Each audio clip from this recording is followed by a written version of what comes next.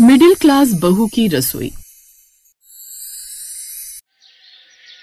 सीमा सुबह सुबह नाश्ता बनाने घुसी तो अचानक काम वाली का फोन आ गया।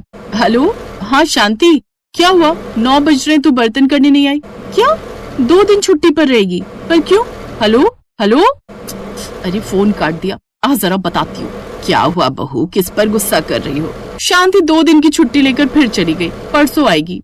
बोली नहीं क्यों की छुट्टी, फोन काट दिया। बहू, इस महीने कितनी छुट्टियां ली हैं शांति ने? 3 ले चुकी है पापा जी। लिख लो डायरी में, 4 से ऊपर लेगी तो काट लेना पैसा।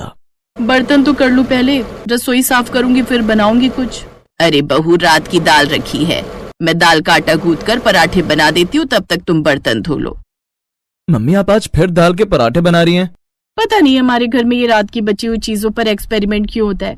खासकर रात की दाल पर। दादी को तो कुछ न मिले तो बस दाल के पराठे याद आते हैं।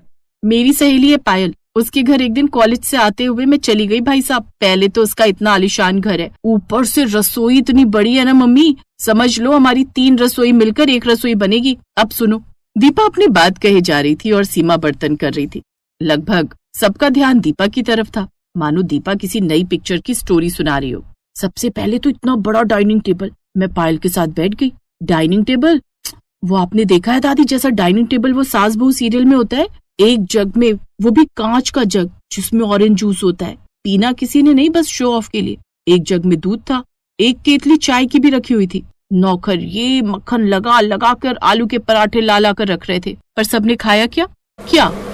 Bread omelette. बस एक एक ब्रेड पर उसकी मम्मी ने हल्का हल्का बटर लगाया, साथ में ऑमलेट, और सबने नाश्ते में वही खाया।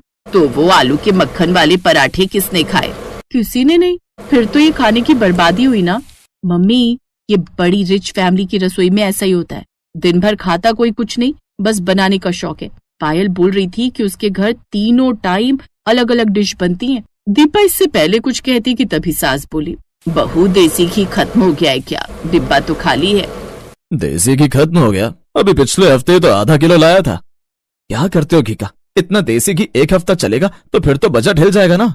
अरे तो मैं घी पी थोड़ी जाती हूँ, वैसे भी 1 हफ्ता हुआ नहीं, 10 दिन चल गया। आधा किलो देसी घी होता ही कितना है। और हाँ, राशन भी लाना है, बहुत सी चीजें खत्म हो गई हैं। अब ये मत कहना कि राशन कैसे खत्म हो गया, घर है तो चीजें तो खत्म होंगी। बहू, ये शहद की शीशी फेंकना मत, इसे भी धो दो। तुम्हारे बाबूजी अनारदाने की गोलियां लाए थे, इसी में डालकर रख दूंगी। माँ जी, वो चूरन की गोलियां इस डिब्बे में डाल दो, हाजमोला की शीशी खाली हो गई है। मम्मी और दादी को तो बस हर चीज में बचत दिखाई देती है। हमारी रसोई से अच्छी तो पायल की रसोई है, वहाँ ऐसी शीशियों में सामान नहीं दिखता। अब सीमा को गुस्सा आ गया।